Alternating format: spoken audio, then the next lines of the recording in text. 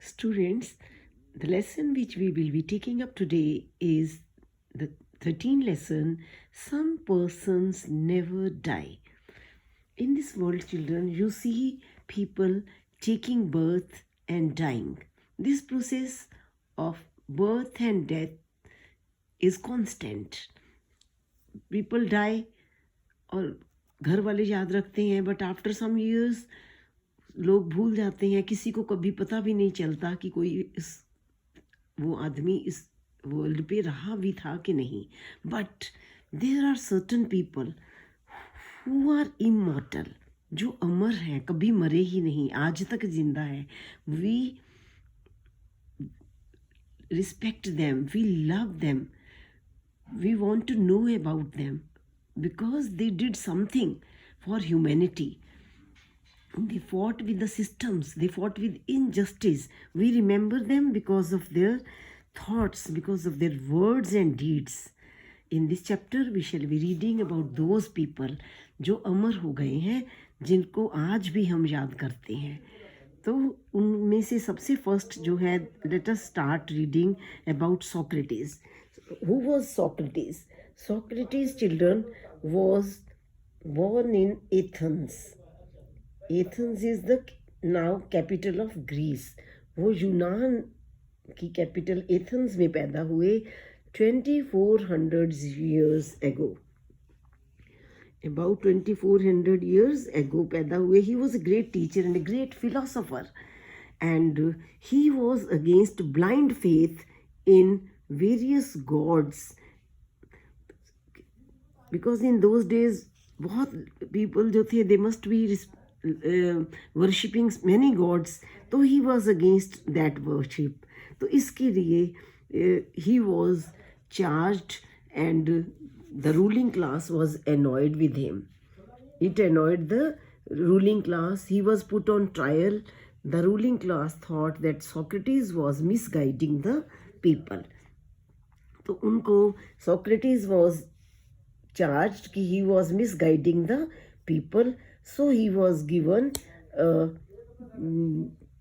trial where he was given either to agree to the existing views or drink a glass of poison. So Socrates agreed to take poison. So he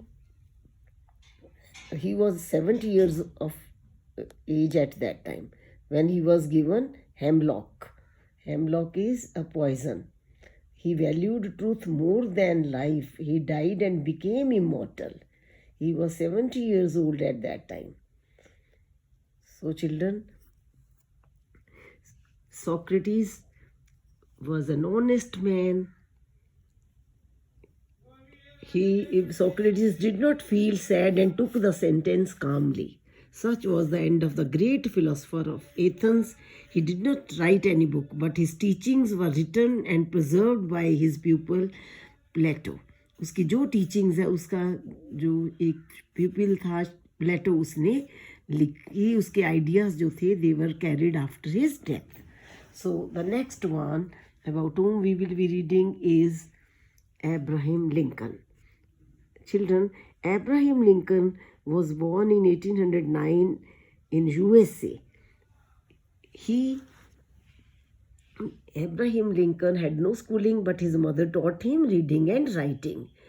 So in 1861, he became the president of USA, though he was very poor initially. But with his hard work, he became a lawyer, and after that, he became the president of USA in 1861.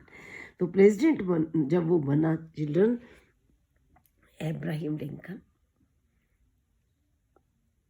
Children, at that time in USA there was slavery. People of South America used to keep black people as slaves. जो Negroes होते थे उनको वो as a slave रखते थे. जैसे आज हम भेड़ बकरी वगैरह को पालते हैं, उनके साथ ट्रीटमेंट करते हैं, इस तरह का ट्रीटमेंट जो होता था उस जमाने में नीग्रोज के साथ जो वाइट लोग थे वो करते थे. नीग्रोज को पकड़ लाते थे और नीग्रोज से अपने फार्म हाउस में वो काम करवाते थे. उनको उनके औरतों से, बच्चों से अलग कर देते थे और इस तरह से बहुत ही उन पे क्रूएलिटीज़ होती थी। बट जब ये अब्राहम लिंकन प्रेसिडेंट बने यूएसए में, ही did not like this. He declared that all men are equal. All men are equal. He declared that all men are equal. This led to a war in which Lincoln won and abolished slavery. उसका सबसे बड़ा काम क्या था? उन्होंने जो slavery चल रही थी, which pictures you have seen, कि ब्लैक्स को स्लेव बनाया जाता था, निग्रोज को, वो उन्होंने ख़त्म किया यूएसए में। तो उनका बहुत बड़ा, और more over he gave the definition of democracy. He said democracy is the government of the people, by the people and for the people.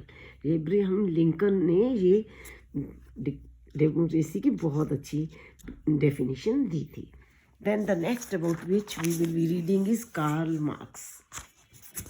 Karl Marx, children, was born in Germany in a very rich family. The Industrial Revolution in Europe made the owners of the factories huge profits and they became very rich. तो जब industrial revolution आया तो क्या हुआ? Europe में जब industrial revolution आया तो जिन लोगों ने फैक्ट्रीज और मिल्स लगा दी और पैसा लगाया, तो उसमें उन्होंने वर्कर्स को, लेबरर्स को वर्क पे लगाया। तो वर्कर्स एंड लेबरर्स जो थे उनको वो बहुत ही मीगर सैलरी देते थे, कुछ भी नहीं देते थे। जिन्होंने फैक्ट्री खोली है, owners of the factories, all the profits, huge profits they use to take. और उनके साथ उनका बहुत ही इल ट्रीटमेंट वो करते थे जो अपने लेबरर्स थे। लेबरर्स जो थे वो उनको they were given very small salaries and they use to live in slums. और चाइल्ड लेबर भी तब होता था, बच्चों को भी लेबर करवाते थे, फैक्ट्रीज में काम करवाते थे बच्चों से। Child labour, picture of child labour. तो इस तरह से इंडस्ट्रियल रेवोल्यूशन के आने से क्या हुआ था कि लेबरर्स की जो कंडीशन थी वो बहुत ही ख़राब हो गई थी। तो उस आफ्टर द इंडस्ट्रियल रेवोल्यूशन तो जो फैक्ट्री ओनर था वो बहुत ही ज़्यादा प्रॉफिट ले जाता था। तो इसलिए जो कार्ल मार्क्स थे, कार्ल मार्क्स, इन्होंने क्या किया, एक बुक लिखी है दास कैपिटल। इसमें इन्होंने बताया है कि कम्युनिज्म को एक्सटोल किया। He was the term given to the thoughts that Karl Marx held. तो कम्युनिज्म का मतलब ये था कि फैक्ट्रीज, मिल्स और जो बड़ी बड़ी इंडस्ट्रीज हैं वो गवर्नमेंट की होनी चाहिए। All the profit should be distributed among the people who are working there according to their rank and capabilities. तो इसमें ओनरशिप नहीं होनी चाहिए। कम्युनिज्म क्या है? It is the against capitalism. हमारा कैपिटलिज्म में क्या है? रिच जो है वो फैक्ट्री लगा लेता है और बाकी जो काम करते हैं उनको सैलरी देता है और जो प्रॉफिट है खुद ले जाता है। तो कार्ल मार्क्स ने कम्युनिज्म लाने की बात की। और new system of government in Soviet Russia में आई 1917 में, बट इन 1991 तो वो यूएसएसआर में कार्ल मार्क्स के आइडियाज़ से नई गवर्नमेंट वहाँ पे बनी थी। यानी कि वेयर ओनरशिप, जो प्राइवेट ओनरशिप जो था वो ख़त्म कर दिया गया था। तो next is Mahatma Gandhi. You know he was born in 1869 at Porbandar in Gujarat. And Mahatma Gandhi जब आए थे तो वो बैरिस्टर बन के साउथ अफ्रीका में गए। There he felt very pained to see the condition of bad condition of Asians in South Africa. कि गोरे जो है वो हमारे एशियंस के साथ, जो इंडियंस हैं उनके साथ कितना बैडली बिहेव कर रहे हैं। तो उनको बहुत दुख लगा। तो he vote to fight against injustice and soon became a popular political figure in South Africa. He had used a new method for the struggle. It was the method of satyagraha और नॉन वायलेंट रेजिस्टेंस। तो उन्होंने सत्याग्रह शुरू किया, यानी कि अपनी बात मनवाने के लिए विदाउट एनी वायलेंस नहीं करनी है, शांति तरीके से गवर्नमेंट से अपनी डिमांड्स जो है वो करवानी है। तो इसके बाद उन्होंने नॉन कोऑपरेशन मूवमेंट स्टार्ट की। और चिल्ड्रन, जो महात्मा गांधी जब इंडियन सीन पे आए थे, देन उसकी जो हमारी पॉलिटिकली मास मूवमेंट बन गया था, जो हमारा ब्रिटिश के अगेंस्ट हमारी मूवमेंट थी, एवरी चाइल्ड मीन्स घर घर में ये जो था, British please go back from here, leave India, quit India, ये जो था वो घर घर में मास मूवमेंट इन्होंने बना दी थी. Freedom movement had become mass movement under the leadership of Mahatma Gandhi ji. उन्होंने नॉन कोऑपरेशन मूवमेंट शुरू की, उन्होंने क्विट इंडिया मूवमेंट शुरू की 1942 में. तो उसके बाद the British finally decided to withdraw from India in 1947. Then we will be learning about Martin Luther King. Was born in January 1929 at Atlanta in United States of America. जो Martin Luther king थे, इन्होंने भी महात्मा गांधी की तरह injustice के against fight किया है. तो चाहे स्लेवरी अबॉलिश हो चुकी थी यूएसए में, who had abolished slavery? Abraham Lincoln, president of America at that time in 1861 में वो कर चुके थे. फिर भी still there were discriminations against the blacks. तो ये खुद मार्टिन लूथर जो थे, ये खुद ब्लैक थे, तो he had himself suffered this discrimination, this injustice. तो he followed the same path of Mahatma Gandhi, path of non violence. The blacks started a peaceful movement to be treated as equal as the whites. Martin Luther के under ये peaceful इनका march होता था, peaceful methods थे Martin Luther के. He had paid a visit to India also, where he has said कि I have come to pay homage to the land of Mahatma Gandhi. So children, but he too, like Mahatma Gandhi, was shot dead in 1968. He was awarded Nobel Prize for Peace in 1964.